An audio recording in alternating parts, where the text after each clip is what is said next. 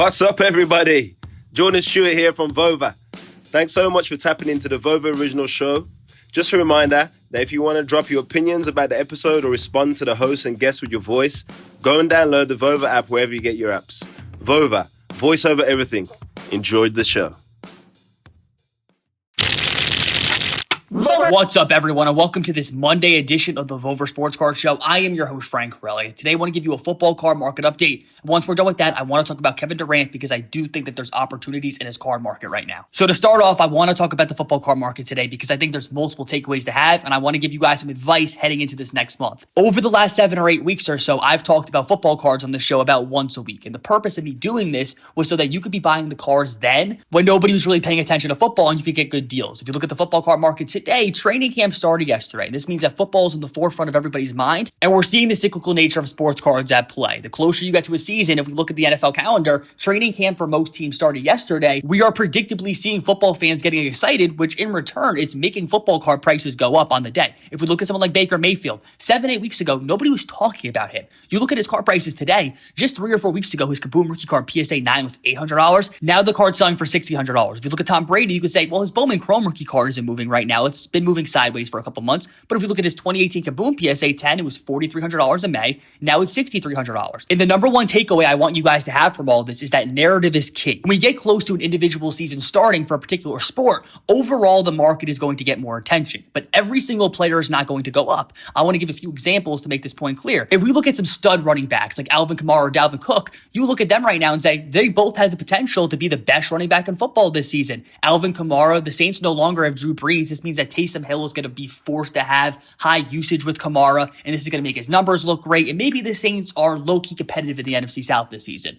Or you could look at Dalvin Cook and say he had an amazing season last year. He was able to stay healthy. I predict that Justin Jefferson and Adam Thielen, they're going to have a really great season, and the Vikings are going to compete in the NFC North. Well, we look at Dalvin Cook card prices. His Silver Prism rookie card PSA 10 was $150 last month. Now it's $210. We look at Alvin Kamara. His Silver Prism rookie card PSA 10 was $140 last month. Now it's $180. We're seeing their card prices go up because people have a reason to be excited about the season coming along next month. But the narrative isn't positive for everybody coming into the season. If you had a really bad season last year and you're somebody that people don't have a lot of confidence in, people are not going to be running to go buy your cards necessarily. We look at Drew Lock. His base Prism rookie card PSA 10 was $450 when last season started. People were paying $1,000 plus for his Silver Prism rookie card PSA 10. We were looking at all these RPA sales for crazy prices heading into last season, and people were hedging that Drew Lock had the potential to be the long-term quarterback of the Broncos. He was their next guy. He was a franchise quarterback.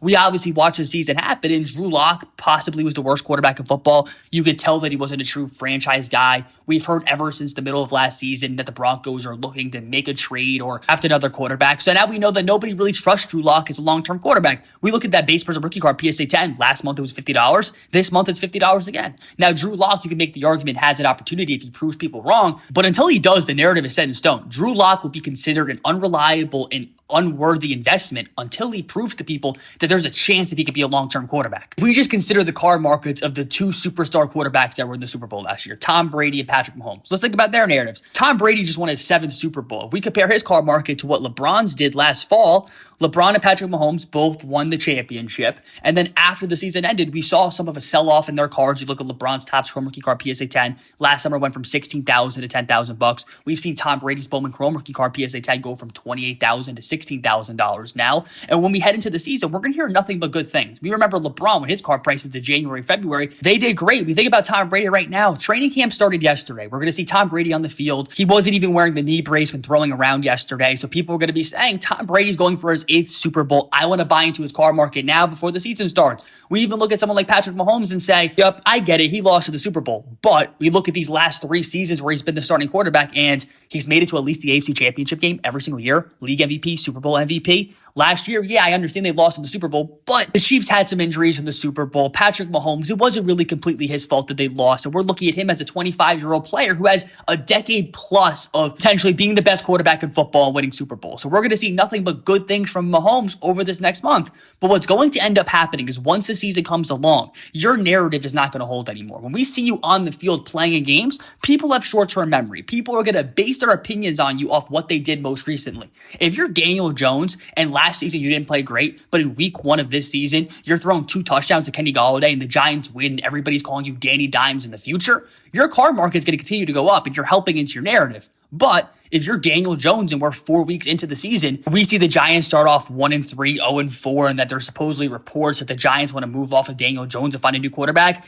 That RPA you just bought for $4,000, nobody's ever going to want to touch that card again. And that's super important to understand because any football card you bought 2 months ago, for the most part, it's either where it was then or it's up in price. And in some instances, some cards are up a ton. But when the season starts up, don't be greedy. And if you have a card that went up a lot in price of a player you don't really believe in, you better be selling that card to invest it in something you do believe in, because after just a couple weeks of the season starting up, if that player gets injured or doesn't play well, his card prices are going to drop fast, and it's way easier to sell on the way up than it is on the way down. I don't want to scare you from buying football right now, because I do think over these next 2 or 3 weeks, the closer we get to the season starting up, with everybody drafting their fantasy football rosters, with the national happening this week and everybody targeting football, I think that there's a ton of great plays to be had. But I am also saying this, that I think that the base markets and parallels and RPAs and autograph cards, the margin is just too close for a lot of these things. And if you want to buy Daniel Jones, like I just brought up, don't buy his Silver Prism rookie card PSA 10 for $450. For the same exact price, you could buy an Orange Prism PSA 10 number to $249, where you're paying the same price, but you're getting a colored parallel rather than just a basic refractor.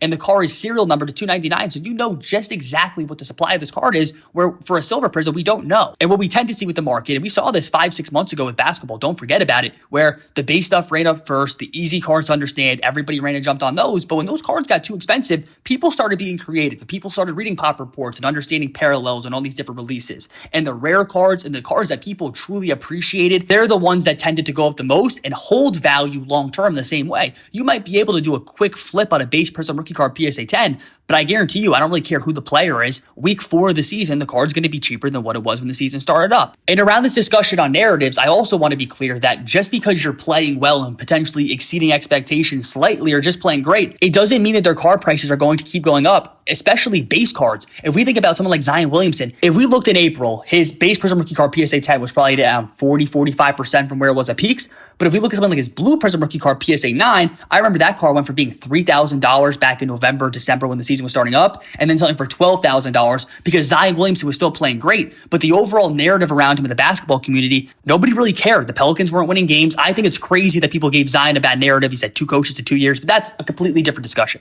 Point is this: player performance is not the only factor that impacts a player's card market. The reason why many football cards are going up right now is the buyer pool of people looking to buy football cards is significantly higher today than what it was 3 months ago. You go on Instagram right now, if you follow card accounts and people that are into cards, everybody's saying, I'm buying quarterbacks. It's because we're a month away from the football season. That's natural. That's predictable demand. But we look at Devontae Adams, his top Chrome rookie card PSA 10 was $100 just 3 weeks ago. It's about $150 right now. If that card's $170 when the season starts up, if Devontae Adams just does what he's supposed to do, by the time we get to November, I doubt the same number of people that want to buy the card today or wanting to buy the card in 2 weeks are going to want to be buying the card then. And you need to understand that because player performance is not the only factor. In my opinion, the best thing that you could be doing in sports cards, where it's the least risk and we've traditionally see it be the most profitable, is you want to be buying cards of players that you know are going to be super talked about heading into that next season. And the only reason why their card prices are down is because it's the offseason. And we know that the demand is going to increase when the season comes back along.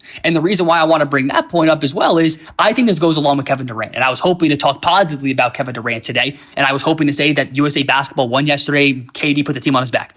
That's a story for a different day. What we do need to talk about is Kevin Durant cards. We look at his Topps Chrome rookie card PSA 9. It's currently selling for about $950. This is the same low point that this card saw in October last year when the NBA season ended. The Nets are the favorite to win the finals next season. Kevin Durant in Game 5 and Game 7 against the Bucks had incredible games, some of his best postseason games ever. Kevin Durant has proved that he's still that same player that he was pre the Achilles injury. And heading into this upcoming NBA season, people are going to be looking after his cards again. His cards are only down because the Nets are not playing actively. It's the offseason. People aren't thinking about him. People are thinking about baseball. People are thinking about football coming up. But when next season comes around, people are going to be looking at Kevin Durant again. If you look at his Topps Finest rookie card PSA 10, or if you're looking for something more low pop, population of 606 and a PSA 10, card last sold for $490. This card was upwards of $1,600 back in February. I'm not saying that card's going to get back to that price point, but I do think that it's interesting right now. He also has an interesting card, which is the 2006 Topps McDonald's All-American game card. The PSA 10, this card last sold for $315.